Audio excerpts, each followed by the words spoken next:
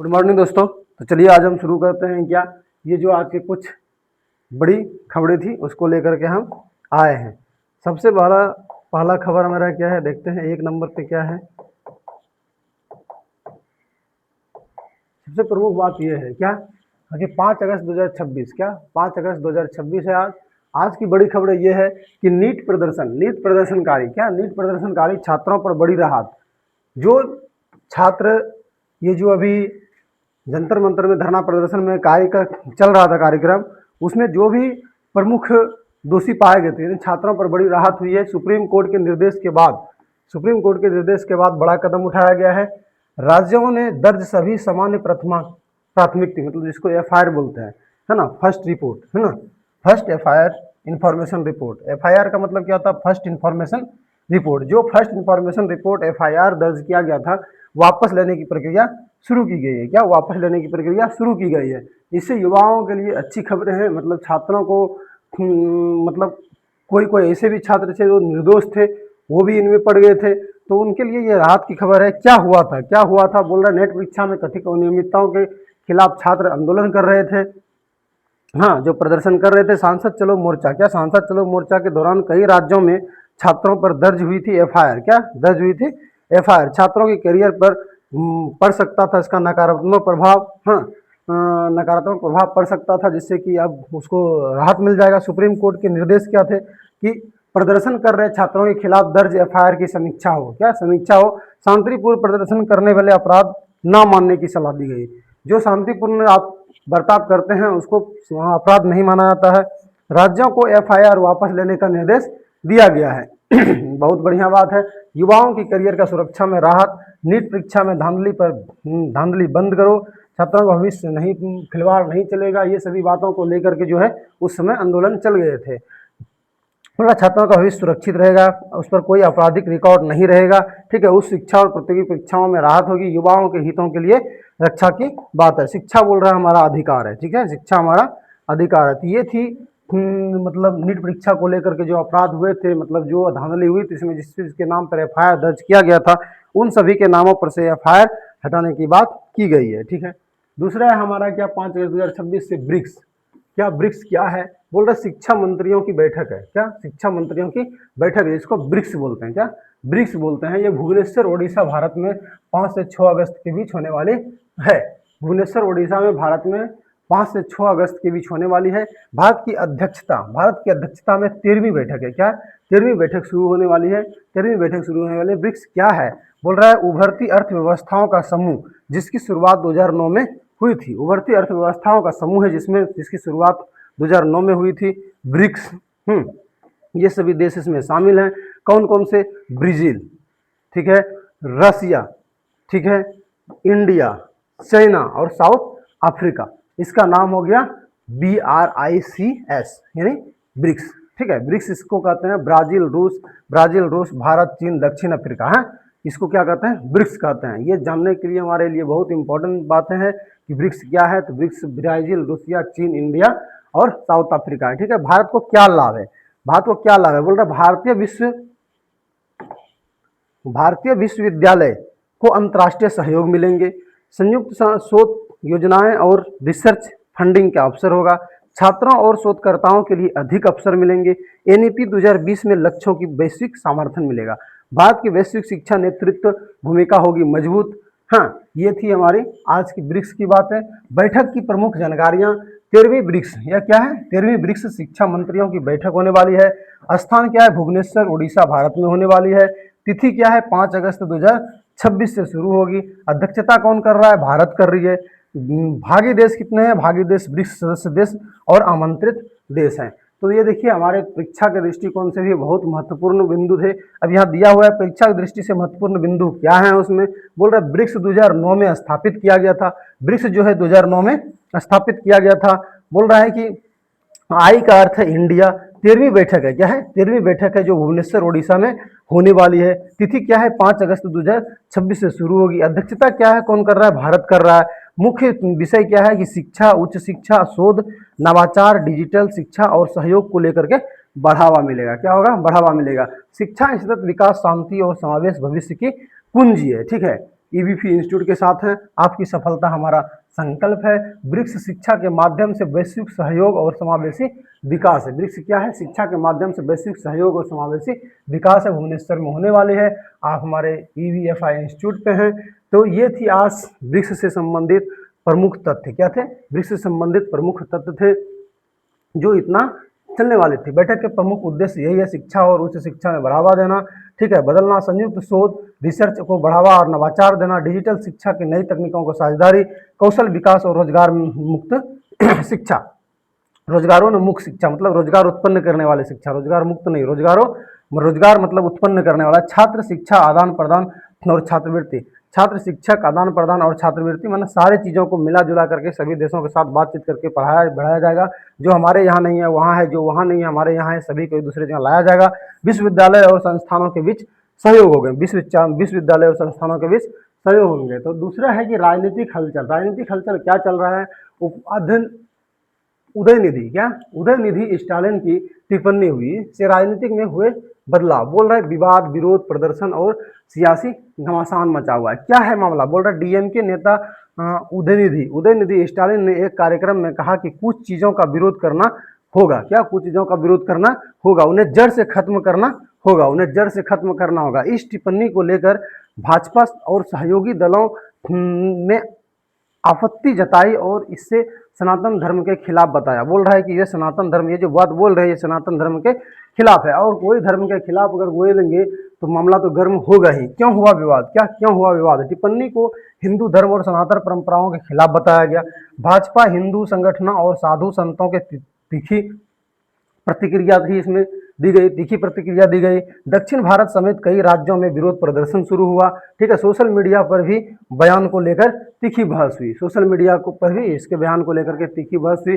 मुद्दा गरमाया, सियासी बयानबाजी किया, तेज हो गया, विरोध प्रदर्शन जारी किया गया। आने वाले दिनों में और बढ़ सकती है राजनीतिक गर्मी, ठीक है।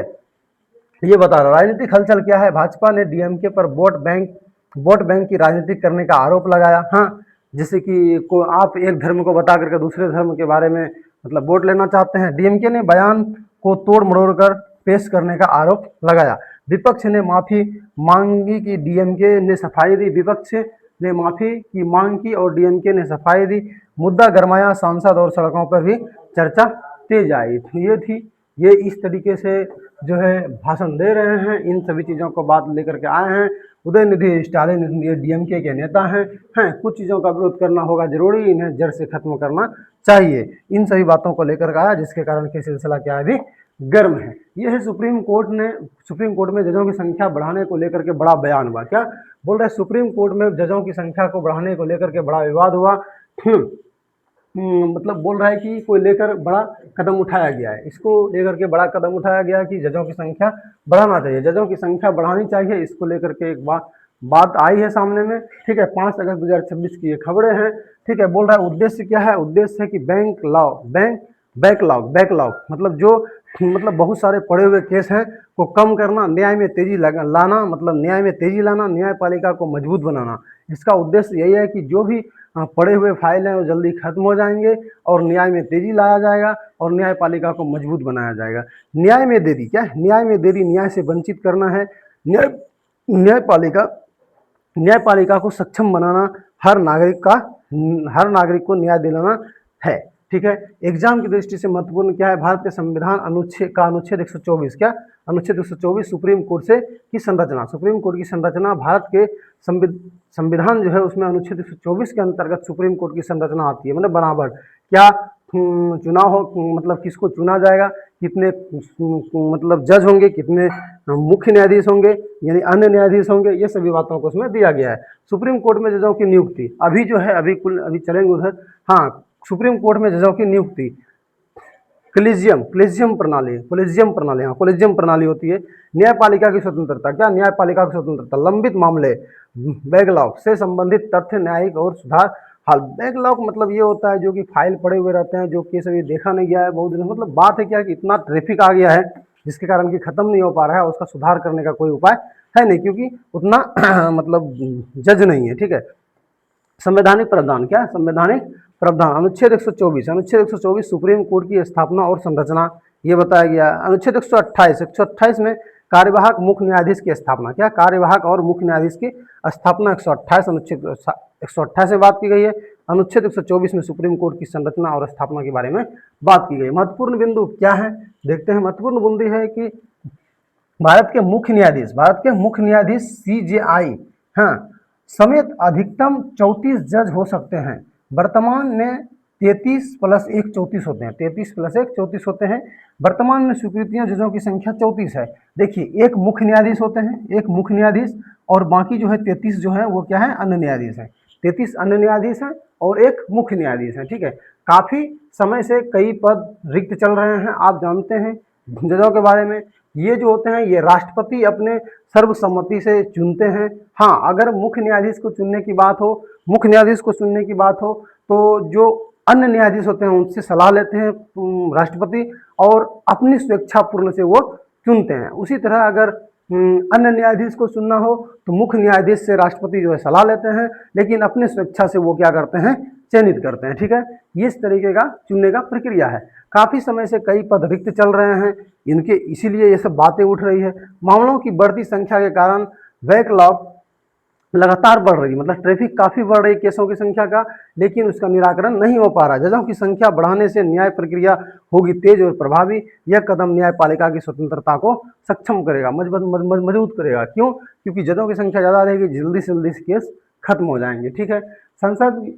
कि लोकसभा में सुप्रीम कोर्ट में जजों की संख्या बढ़ाने का प्रस्ताव आगे बढ़ाया गया। देश में बढ़ते मुकदमों के बैकलॉग को कम करने और न्याय प्रक्रिया तेज करने के लिए यह कदम उठाया गया है। इससे सुप्रीम कोर्ट की कार्य क्षमता बढ़ेगी और लंबित मामलों का निपटारा तेजी से होगा। भारत में बढ़त बैकलॉग अनुमति, मतलब अगर बहुत सारे मामले बोल रहे हैं कि न्यायालय में 5 करोड़ प्लस से अधिक मामले लंबित हैं। ठीक है, सुप्रीम कोर्ट में 80,000 प्लस मामले लंबित हैं। बताइए, इतने सारे मामले लंबित हैं, इसको खत्म किया जाए, क्योंकि नहीं किया जाएगा तो पता चलेगा क्या कि भारत में ऐसे ही न्याय व्यवस्था खत्म हो जाएगी और मतलब किसी का फैसला सही तरीके से हो नहीं पाएगा, लोग सही सुचारू रूप से चल नहीं पाएंगे, क्योंकि लोग FIR दर्ज करवा करके जो है वो फैसलों को मतलब सुनने के लिए तत्पर तैयार हैं ना, वो लगे हुए हैं। टॉप EBFI इंस्टीट्यूट के पास है, एजुकेशन ब्राइट फ्यूचर इंस्टीट्यूट में है।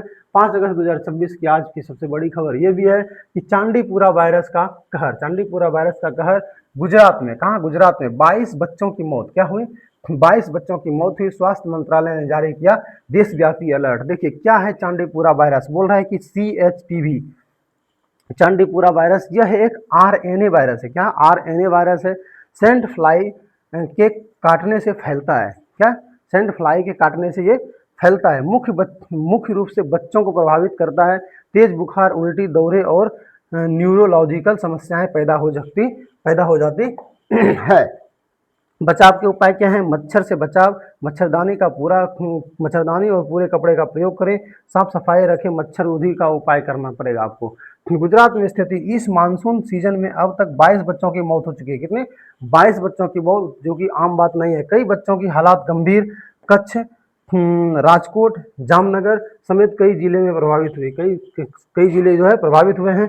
स्वास्थ्य विभाग जो है अलर्ट मोड पर है। स्वास्थ्य मंत्रालय का अलर्ट, देश भर में निगरानी बढ़ाने को निर्देश, सभी राज्यों को एडवाइस जारी किया गया है। संदिग्ध मामले की तुरंत रिपोर्टिंग होगी। अस्पतालों को अलर्ट पर रहने के लिए कहा गया है। वेक्टर कंट्रोल और जागरूकता अभियान तेज किया गया है। ठीक है, इसका लक्षण क्या है? बुखार या लक्षण होने पर तुरंत डॉक्टर से संपर्क करिए। आप रुके हुए पानी को हटाएं और आसपास सफाई रखें, साफ सफाई रखें।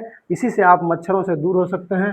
देखिए ये है वो मच्छर जिसको काटने से ये बीमारी फैलती है। ठीक है, ये देख रहे हैं गुजरात है, ये क्या है? गुजरात है जो समुद्र के किनारे है। ये बच्चे देखिए इस तरह से बीमार है। चांदीपुरा वायरस, क्या ये वायरस क्या है? चांदीपुरा वायरस। सतर्क रहें और सुरक्षित रहें। और बहुत सारे वायरस आप देख रहे हैं दिनों दिन फैलते जा रहे हैं। पहले डेंगू भी एक बीमारी आती है बीच बीच में, जब मौसम आता है उसका, तो हम लोग उससे क्या हो जाते हैं, परेशान हो जाते हैं। अब बोल रहा है एयर इंडिया फ्लाइट हादसा। फुकेत से दिल्ली आ रही, फुकेत से दिल्ली आ रही एयर इंडिया उड़ान में, एयर इंडिया उड़ान में हवा का तेज झटका, क्या हवा का तेज झटका लगा, विमान में भारी हंगामा हुआ, ऊंचाई में अचानक गिरावट आई, 14 यात्री घायल, 14 यात्री घायल हुए, हवाओं का तेज झटका लगने से हुआ हादसा। Flight Air India Phuket to Delhi, Phuket to Delhi जा रहे थे, विमान में मची अफरा तफड़ी, यात्री हुए घबराए, क्रू ने, क्या बोल रहे हैं कि क्रू ने सूझबूझ की स्थिति संभाली, इमरजेंसी प्रोटोकॉल लागू, सभी घायलों को प्राथमिक उपचार की स्थिति में मतलब व्यवस्था किया गया। हादसे की मुख्य बातें, हवाओं को तेज झटका, हवाओं का तेज झटका था जिसके कारण यह हादसा हुआ, ऊंचाई में अचानक गिरावट आई, 14 यात्री घायल हुए, स्थिति नियंत्रण में, जांच जारी है। ठीक है, बोल रहा है कि ABF, अरे भाई साहब क्या बनवा देता है, लिखने, अच्छा मिस्टेक हो गया लिखने में, EBFI, ये जो है इंस्टीट्यूट, ये आपकी तैयारी के लिए तत्पर तैयार है। ठीक है, आप यहाँ पे तैयारी कर सकते हैं। अब अगला पेज है हमारा, यमन तट के पास, क्या यमन तट के पास भयंकर हमला, क्या भयंकर हमला, भारतीय पोत डूबा, 13 भारतीयों सहित सभी 14 नाविक सुरक्षित बचाए गए, 14 नाविक सुरक्षित बचाए गए और 13 भारतीयों के भी सुरक्षित बचाया गया। क्या हुआ, यमन के पास पश्चिमी तट रेड सी के पास भारतीय पोत NSV फाइज नूर औलिया पर प्रक्षेप से हमला हुआ। ठीक है, हमले के बाद पोत में आग लगी और वह डूब गया। पोत डूबकर कुल 14 नाविक सवार थे जिसमें से 13 भारतीय नागरिक शामिल थे। ठीक है, यमनी कोस्ट वार्ड के सभी 14 नाविकों को सुरक्षित बचाया गया। सभी नाविकों को पोर्ट ऑफ मोखा बंदरगाह पहुंचाया गया। ठीक है, समुद्री सुरक्षा पर बड़ा खतरा था लेकिन मतलब बचा लिया गया, यही सबसे अच्छी बात है। सभी 14 नाविक सुरक्षित रह गए। ठीक है, भारत की प्रतिक्रिया क्या है, भारत सरकार और MEA ने हमले की कड़ी निंदा की। हमले के बाद पोत डूबा, हमले के बाद पोत जो है पूरी तरीके से डूब गया। तो कुल मिलाकर के ये थी हमारे आज की प्रमुख बातें, प्रमुख बिंदु जिसको हमने आपको बताया। अगर आपको ये हमारा बिंदु अच्छा लगता है तो आप ज़रूर हमने जो है कि आगे चल के कहिए। और कल हम देखें कि कल हमने बताया था वही मतलब उपचुनाव के बारे में चर्चा की थी, तो कोई भाई साहब जो है उसमें कमेंट किए थे कि उपचुनाव क्या होता है उसके बारे में बताइए। ऐसे हम उसको तो कमेंट में बता ही दिए थे, लेकिन मैं बताना चाहूँगा उपचुनाव वो होते हैं जैसे कि मान लिया जाए कोई चुनाव प्रक्रिया पूरी हो चुकी है। ठीक है, और कहीं कोई विधायक बन चुके हैं। ठीक है, बन चुके वो 6 महीना कार्य किए, 3 महीना, 4 महीना, 5 महीना, 6 महीना, यानी कुछ समय तक कार्य किए और अचानक उसकी कोई कारण से वो पद खाली हो गया, क्या, या वो पद त्याग दिए, कहीं दूसरे जगह चले गए। जैसे कि अगले दिन की बात क्या थी कि वो विधायक थे, वो राज्यसभा में चले गए थे। हाँ, नितिन नवीन थे, वो विधायक थे, वो जो है बांकीपुर से विधायक थे, वो जो है क्या किए कि राज्यसभा में चले गए। राज्यसभा में चले जाने के कारण उसका पद खाली हो गया।